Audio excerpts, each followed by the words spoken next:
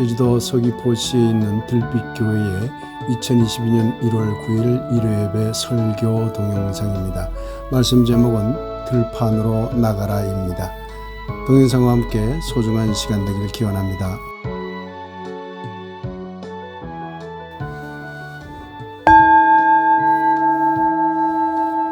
오늘의 하나님 말씀 함께 읽도록 하겠습니다. 출애굽기 5장 1절 하반절 그리고 마가복음 1장 12절 계속해서 읽겠습니다. 내 백성을 보내라. 그러면 그들이 광야에서 내 앞에 절기를 지킬 것이니라 하셨나이다. 성령이 곧 예수를 광야로 몰아내신지라. 누가복음 1장 80절. 아이가 자라며 심령이 강하여지며 이스라엘에게 나타나는 날까지 빈들에 있으니라. 이사야 62장 10절 말씀. 나아가거라. 성 바깥으로 나아가거라. 백성이 돌아올 길을 만들어라. 큰 길을 닦고 돌들을 없애어라. 문민족이 보도록 깃발을 올려라. 말씀을 받습니다. 아멘. 함께 서로 인사 나누겠습니다. 안녕하십니까? 반갑습니다. 네, 반갑습니다. 오늘 들판으로 나가라 이런 제목으로 말씀을 함께 하겠습니다. 오늘도 말씀을 통하여 여러분의 마음과 온 몸이 하나님의 뜻을 아름답게 받게 되길 예수님의 이름으로 간절히 축원드립니다. 출애굽기 5장 말씀을 오늘 읽었습니다. 마가복음 1장 이야기를 읽었습니다. 누가복음 1장 이야기를 읽었습니다. 모세의 이야기와 세례 요한의 이야기와 예수님의 이야기를 잠깐씩 읽었습니다.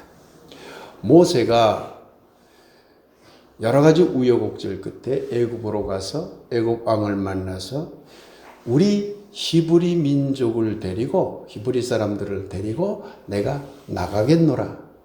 그런데 어디로 나가겠냐고 했냐면 광야 빈 들판으로 나가겠노라. 이렇게 이야기한 장면이 오늘 성서 본문입니다. 예수님이 세례 요한으로부터 성령 체험을 하고 세례를 받고 나와서 들어간 곳이 어디지요? 광야로 들어갔습니다. 들판으로 들어간 것이죠.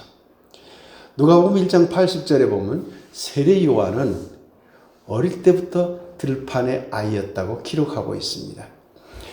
세례 요한이 태어나서 이스라엘에게 나타나기까지 어른이 돼서 이스라엘 사람들에게 많은 무엇을 가르칠 때까지 빈들에 있었느니라. 성서의 기록입니다.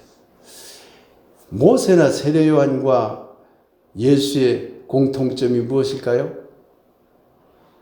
셋 다 들판의 사나이들이었다는 점입니다. 이 점이 매우 중요합니다. 모세도 광야의 사람이었고 왕궁에서 나왔어요. 이게 매우 중요합니다. 세례 요한도 처음부터 들판에서 자랐어요. 이게 매우 중요합니다. 예수님이 비록 갈릴리의 나사렛 지역에서 태어났고 거기에서 자라면서 어떤 관습에 젖어 있었던 면이 없잖아 있었겠죠. 그런데 세례 요한을 통해서 자극을 받고 빈들로 나갔어요. 세 사람의 공통점은 다 빈들판의 사나이들이었다는 점입니다. 우리 교회 이름이 들빛교회입니다.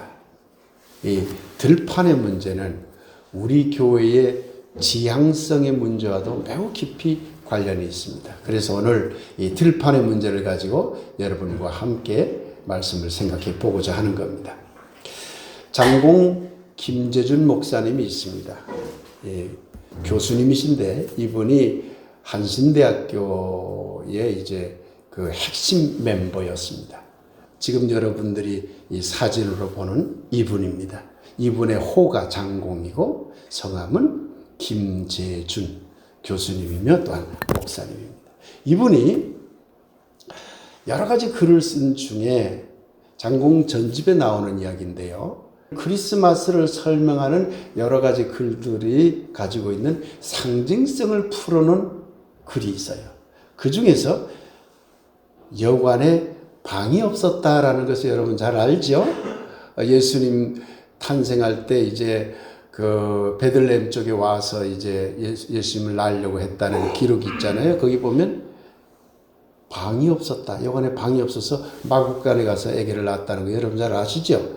그럼 방이 없었다라는 말을 아주 재미있게 풀이하고 있어요. 그 이야기를 한번 여러분과 함께 읽어보겠습니다. 여관에 방이 없었다. 이걸 어떻게 장공 김재준 교수는 풀이를 하고 있을까? 함께 읽겠습니다. 우리 사회는 혁신을 좋아하지 않는다. 모든 방은 기성질서로 점령되어 있다. 모든 기성 세력은 그것이 동요될까봐 자기와 자기 주변의 껍질을 굳게 한다. 그 족의 껍질은 새 것을 모험할 성질의 것이 못 된다. 그래서 새로운 역사는 언제나 십자가를 동반하는 것이다. 방 안에 있으면 갇혀 있어서 그 속에 기존 질서 체계에만 순응하려고 해서 개혁을 못한다는 얘기예요. 그러니 십자가는 들판의 길인데, 광야의 길인데 기독교가 광야로 나가지 못하고 지금 쪼그라들어서 방 안에 쪼그라들고 있다는 강력한 비판인 것이죠. 이런 상징을 풀이했더라고요. 그래서 제가 오늘 설교에 여러분과 함께 나누면 좋겠다고 해서 여러분에게 소개해 드리는 것입니다. 장공 선생이 말하는 방안이란 바로 기존 어떤 질서체계, 방안, 집안, 성문 안 이런 걸 말하는 것이고 그 밖의 것은 성문 밖, 방 밖의 것은 들판을 상징한다고 할 수 있습니다. 오늘 이사야 본문도 함께 읽었습니다. 이사야 62장 10절 보면 나아가거라 성 바깥으로 나아가거라 백성이 돌아올 길을 만들어라 큰 길을 닫고 돌들을 없애어라 민족이 보도록 깃발을 올려라. 이스라엘 백성들이 이스라엘 많은 지도자급 백성들이 바빌론으로 끌려갔어요. 바벨론한테 망해가지고 끌려갔는데 한 50여 년간 이른바 포로 생활을 하다가 돌아오게 됐어요. 돌아오게 될 때 이사야가 예언을 한 거죠. 많은 이스라엘 백성들에게. 자, 돌아오니 이제 너희들 성 밖으로 나가라. 성 안에만 갇혀 있으려고 하지 말고 성 밖으로 나가서 좀 이제 제발 열어라. 그들을 받아들일 준비를 하라. 이렇게 외친 소리가 오늘 본문입니다. 본래 유대 민족은 들판의 민족이었어요. 유목민이었잖아요. 그렇죠? 히브리라고 하는 것이 이게 종들의 모임이에요. 그러니까 아주 허드렛 일을 하고 고생하고 왕궁의 좋은 집안에 사는 사람들이 아니었죠. 그야말로 들판에 서 있는 사람들이라고 할 수 있죠. 거기에 뿌리를 뒀어요. 그런데 오늘 성서를 보면 왜 성문 밖으로 나갔을까요? 다시 성문 안으로 들어오기 위해서 나간 거죠. 이스라엘 민족이 성문 밖에서 많은 활동을 해왔는데 중간에 성문 안에 사람들이 되어버렸어요. 성문 안에 사람이 언제부터 되었냐면 가나안 점령한 이후부터. 그리고 특별히 왕권이 확립되니까 성안 사람으로, 성문 안 사람으로 유대 사람들이 똘똘 뭉쳐버렸어요. 성문 밖으로 안 나가려고 한 거죠.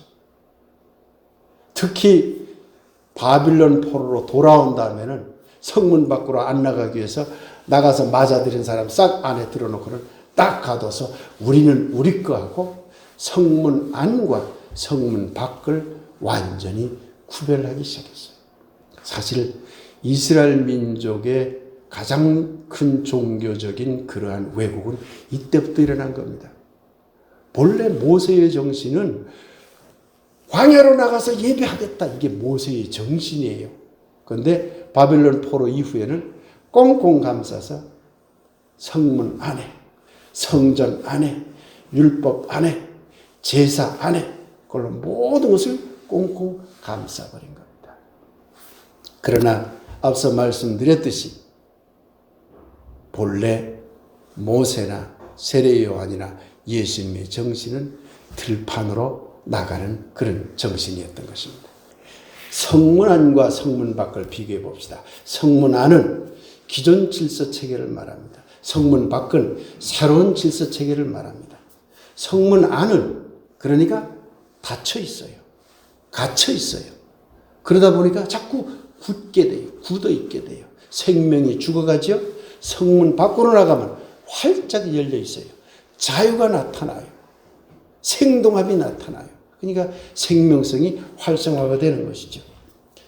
그러나 성문 안은 안정감을 주기도 합니다. 그러잖아요. 여러분들이 집 안에 들어가면 안정감이 있잖아요. 성문 안은 안정감을 주는 장점도 있어요. 성문 밖은 좀 두렵기도 해요. 불안하기도 해요. 불편하기도 해요. 그런데 모험을 할 수가 있기도 합니다. 성문 안은 관습적이죠. 그런데 성문 밖은 편안하진 못해도 도전적이고 창조적인 그러한 일을 할 수가 있는 겁니다. 들판이라고 하는 이것이 종교적으로 어떤 의미를 가지고 있을까요? 이것은 장공 선생의 표현을 빌자면 조개 껍질을 깨는 곳이에요. 들판이 그런 거예요. 조개 껍질을 깨는 것. 그러니 들판이란 한마디로 활짝 열려 있는 곳이에요. 잊지 마세요. 들판이란 뭘까요? 활짝 열려 있는 곳. 테두리가 없어요. 여러분이 밖에 나가면 테두리가 있나요? 다 돌아다닐 수 있잖아요. 활짝 열려 있는 곳이에요. 우리가 들빛교회라는 이름으로 이름을 바꿨습니다. 어떤 의미에서 바꿨을까요? 좀 더 매일매일 날마다 우리 교회가 성장함에 따라서 점점 더 열려보자는 의미입니다. 그 열림 가운데서 빛을 찾아보자는 의미인 것이죠. 그러니 들판이란 한마디로 열려있음을 상징하고 방 안이나 성문 안은 한마디로 닫혀있음을 상징한다고 할 수가 있습니다. 들판으로 나가라. 이것이 사실 기독교의 명제입니다. 들판으로 나가라. 모세도 요한도 예수도 모두 들판으로 나섰습니다. 그런데 참으로 안타까운 것은 이 근본주의적인 기독교 신앙은 자꾸 성문 안으로 들어오라고 해서 잠가버립니다. 성문 안으로 들어와라. 그러고는 잠가버립니다. 예수님의 정신과 정반대로 기독교가 변질되어 버린 것이죠. 근본주의 기독교가 그렇다는 이야기입니다. 과거 유대인들이 성문 안에 스스로를 가두었듯이 예수님 당시 바리새파들이 율법 안에 스스로를 가두었듯이 예수님 당시 사두개파들이 성전 안에 스스로를 가두었듯이 장공 선생의 표현을 빌면 한국 기독교는 스스로 조개 껍질 속에 안주하는 그러한 상태에 빠져들고 있는 것입니다. 그 조개 껍질 속에 안주하고 기존 질서와 기존 관습과 기존 신앙에 스스로 가두는 닫힌 공간의 종교가 되고 있다는 이야기입니다. 이렇게 되면 이 종교는 예수와는 무관한 종교가 됩니다. 들판으로 나가라 이 말은 개인적으로든 교회나 종교적으로든 민족과 국가적으로든 열림의 공간, 열림의 세계로 나가라는 말입니다. 여러분, 기독교는 결코 닫힌 종교가 아닙니다.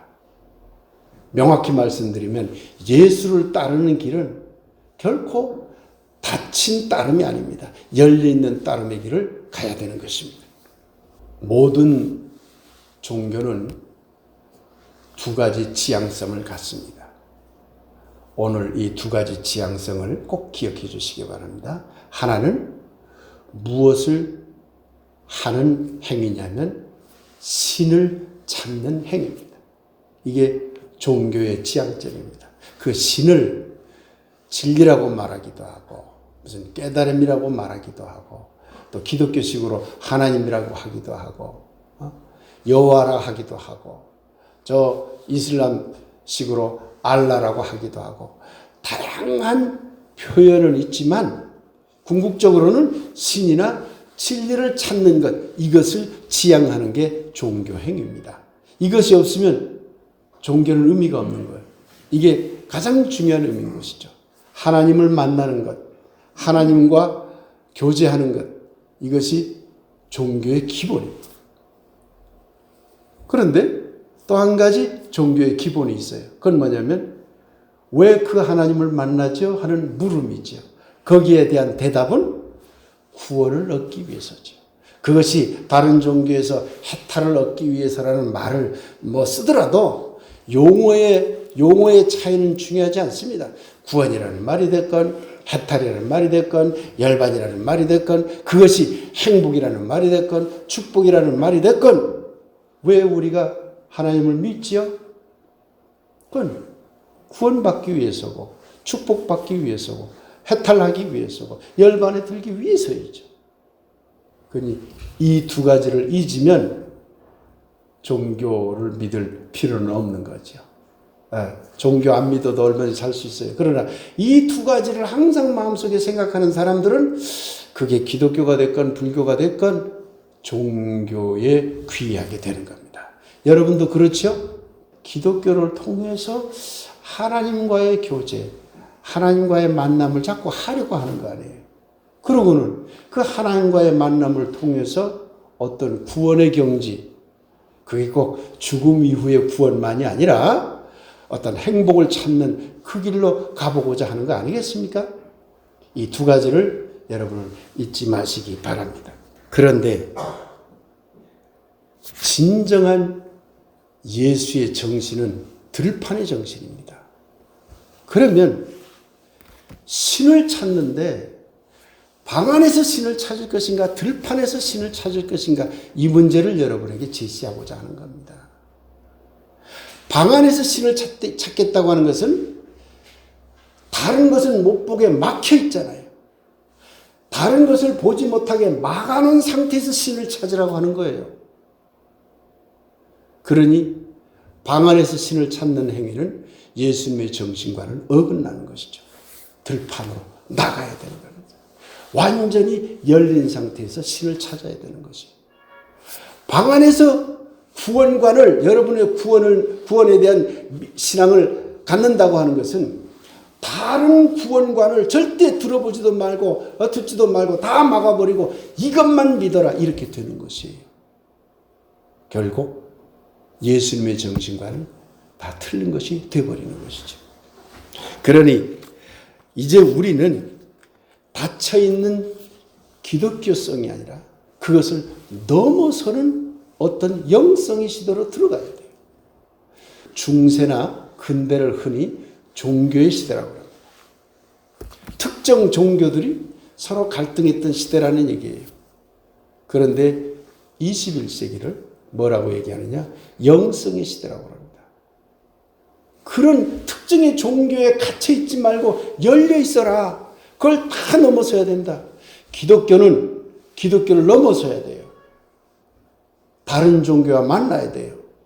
그런데 그 다른 종교 안에 갇혀서도 안 돼요. 그 모든 종교를 또한 넘어서야 돼요. 그렇게 자꾸 열려 나가야 된다는 얘기예요. 그래야 진정한 의미에서 신을 만나게 되고 진정한 의미에서 구원의 어떤 믿음을 가지게 된다고 하는 것입니다. 닫혀있는 기독교성을 넘어서서 영성의 세계로 들어가라. 이것이 21세기 이 시대가 우리 모두에게 요구하는 종교적인 구호입니다. 잊지 마시기 바랍니다. 영성의 길로 나서라. 이것이 곧 들판으로 나서라는 말과 같습니다.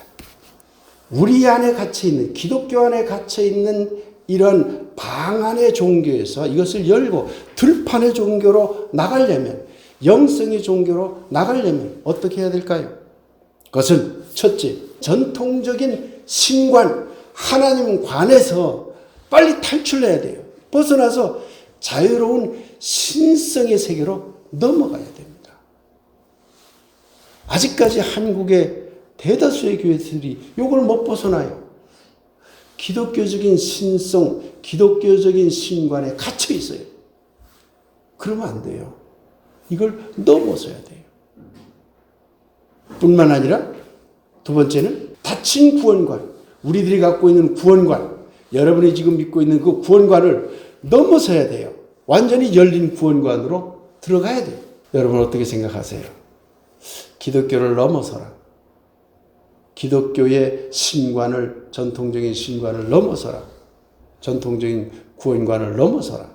이렇게 얘기하면 여러분들이 좀 두려우신가요? 그러나 넘어서야 됩니다.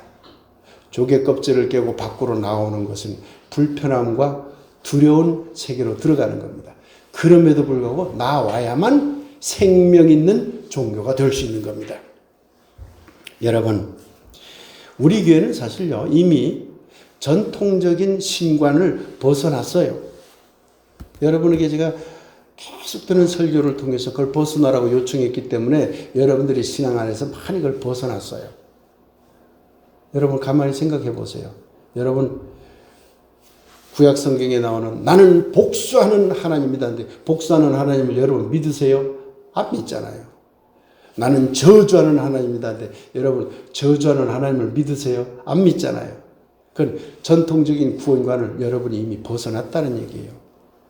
사랑의 하나님을 믿잖아요. 사랑의 하나님이야말로 열려있는 하나님이에요. 왜? 사랑은 테두리를 정하지 못해요. 이 사람은 사랑해야 되고 이 사람은 사랑하지 말자. 이 사람은 사랑하고 저 사람은 저주하자. 그러면 이미 그건 사랑이 아니기 때문에 사랑은 완전히 열려있는 거죠. 그러니까 복수하는 하나님 우리는 안 믿잖아요.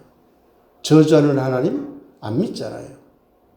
만군의 여호와 군대 장관처럼 쳐들어가서 전쟁하면서 우리를 믿지 않으면 너희들은 죽음이다 하고 쳐들어가는 그런 승리의 하나님을 믿지 않잖아요. 우리 교회는 안 믿잖아요. 왜? 그건 기존의 구약적인 하나님관을 이미 우리는 넘어서 버렸기 때문에 그렇습니다. 그런데도 아직까지 우리 안에 그런 잔재들이 남아있고 또한 사랑의 하나님을 믿는다 하더라도 그 사랑의 하나님을 더 열어야 돼요. 앞으로 그런 이야기를 여러분들에게 해 나가고자 하는 것입니다. 죽은 다음에 어디 간다고 여러분 믿으세요? 그걸 구원이라고 해봅시다. 어디 간다고 믿으세요? 그냥 여러분들 아무렇지도 않게 몇십 년 동안 천당 간다고 생각했잖아요. 천당 간다. 여러분, 만일에 천당이 이러이러한 곳입니다. 이러이러한 곳이라는 말 자체는 뭘까요? 테두리가 둘러지는 겁니다. 이러이러한 곳입니다. 방안이 만들어져 버린 것이에요. 그건 천당이 아니라 지옥입니다. 갇혀 있는 거잖아요. 못 빠져나오잖아요. 거기서. 천당이 있다면 천당은 테두리가 없습니다. 경계가 없습니다. 다 열려 있는 것이죠. 그러니 천당은 이런 것, 다른 건 천당이 아니야 라고 말하는 건 이미 그 말 자체로 틀린 거예요. 왜? 천당이 아니기 때문에. 천당은 완전히 열려있는 완전히 자유로운 사회예요. 여러분 천당 가서도 속박받고 싶으세요? 거기 가서도 억압받고 싶으세요? 그건 구원이 아니잖아요. 구원이란 뭐예요? 모든 억압과 속박에서 벗어나는 거잖아요. 완전한 자유잖아요. 완전한 자유란 테두리가 없어요. 근데 여러분이 마음속에 생각하는 구원관을 한번 들여다보세요. 다 테두리가 쳐 있어요. 이런 곳에 나는 갈 것이다. 그러면 그것은 천당이 아닙니다. 하나님은 그런 천당을 결코 만들지 않았습니다. 왜? 하나님은 완전한 자유이시기 때문에 그렇습니다. 여러분이 잘 아는 쇼생크 탈출이라는 영화가 있습니다. 한 번쯤은 다 보셨죠? 안 봤다면은 꼭 보시기 바랍니다. 오늘 가서 꼭 보세요. 그건 매우 중요한 종교적인 의미가 담겨 있어요. 전혀 종교 이야기가 아닙니다. 감옥에서 탈출하는 이야기예요. 그런데 매우 깊은 종교적인 의미가 들어있는 영화입니다.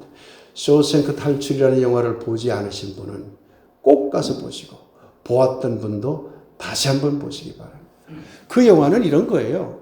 아무 죄도 없는 한 주인공이 자기 부인을 죽였다는 2명을 써가지고 붙잡혀간 거예요. 살인자로. 그런데 자기는 살인을 안 저질렀거든요. 그러니까 그걸 어떻게 탈출할 것이겠어요? 정말 여러 가지 우여곡절 끝에 끝내 탈출해가지고 자유를 얻는 이야기예요. 그런데요, 오늘 저는 이 영화의 어느 한 장면을 소개해 드리려고 합니다. 거기에 또 큰 죄를 짓고 이제 감옥에 들어가 있는 한 어떤 사람이 있었어요. 그 감옥에서 거의 평생을 살았어요. 노인네가 됐지요. 한 70세쯤 됐지요. 그래서 거기서 열심히 거기서 예컨대 한 5, 60년 동안 감옥에 살았다고 쳐봅시다. 그러니까 적응이 됐어요. 그러고는 자기는 나이 드니까 그 교도소에서 배려해줘서 도서실을 운영할 수 있어서 책을 날라다 주는 역할을 해요. 그걸 거기서 행복을 느껴요.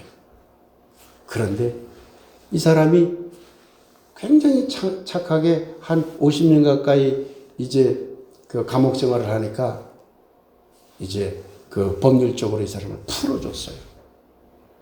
이제 나가서 살아.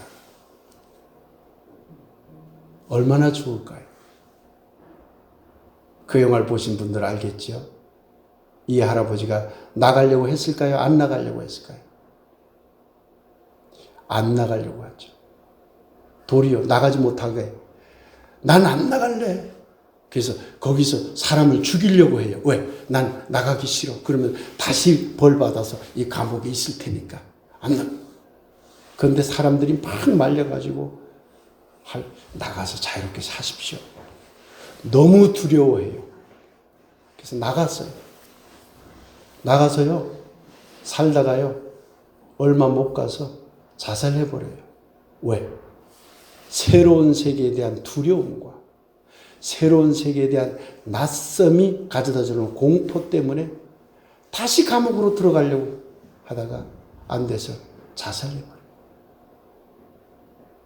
저는 그걸 보고 너무나 가슴 아팠어요. 종교를 믿는 사람이 그러고 있는 거예요. 이게 기독교만의 문제가 아니에요. 이슬람도 그렇고 불교도 그렇고 거기에 갇혀있는 경우들이 있어요. 그러면 밖으로 나가는 데 대해서 매우 큰 두려움을 느낍니다. 예수님이 갈릴리 나사렛에서 계속 살았으면 결코 예수가 안 됐어요. 광야로 뛰쳐나갔잖아요. 근데 광야로 뛰쳐나가가지고 맨날 수도승으로서 살면서 거기에 수도원에 갇혀 있었다면 예수는 되지 않았어요. 다시 뛰쳐나와서 길거리로 나갔잖아요. 길거리에 나가서 권력자들을 만나서 그들과 함께 먹고 마시면서 잘 살고 복 받는 일만 생각하려고 그들의 관습에 갇혀 있었으면 예수는 될 수 없었어요.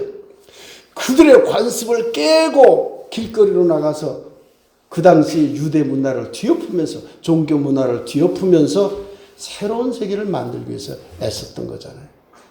예수는 들판으로 나갔던 사람입니다. 들판으로 나가서 하나님을 만났고 들판으로 나가서 구원의 세계를 체험했던 것이죠. 이제 우리 교회만이라도 그래 보자는 거예요. 그래서 올 한 해 동안 하나님에 대한 새로운 인식을 여러분들에게 자꾸 이야기를 해드리겠습니다.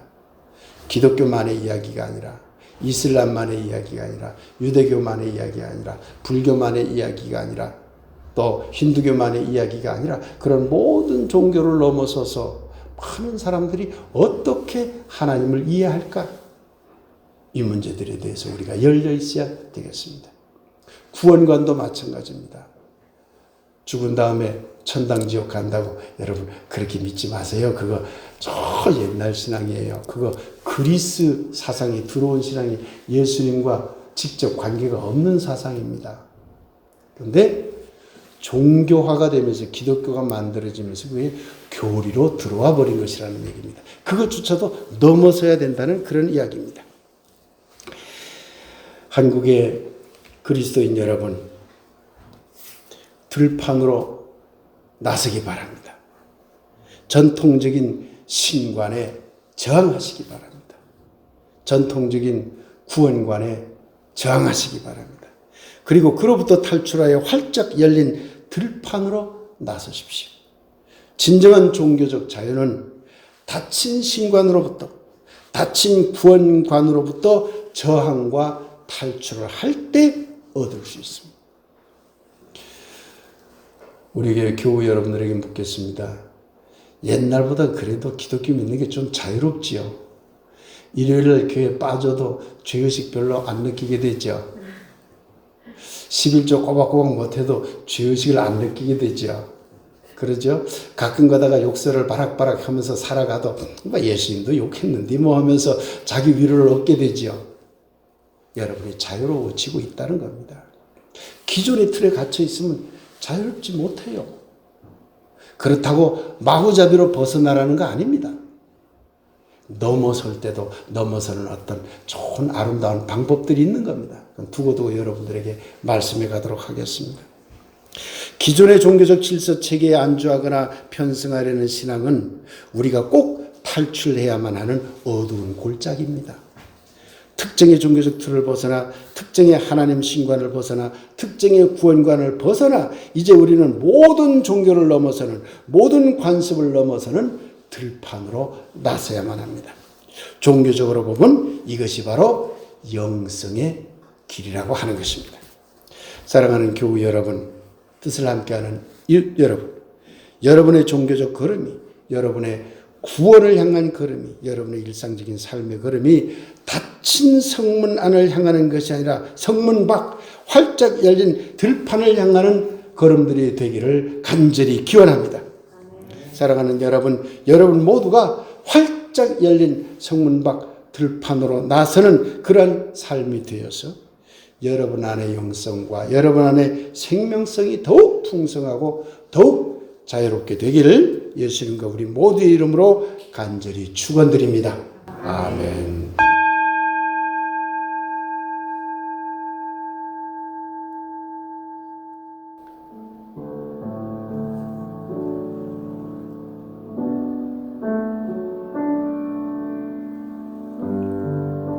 그분에게는 테두리가 없습니다.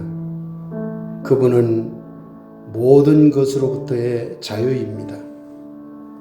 그러나 그분은 기독교 안에, 모든 종교 안에 신과 진리라는 이름으로 갇혀 있습니다. 그곳에는 테두리가 없습니다. 그곳은 모든 것으로부터의 열림입니다. 그러나 그곳은 기독교 안에, 모든 종교 안에 천국과 극락이라는 이름으로 닫혀 있습니다.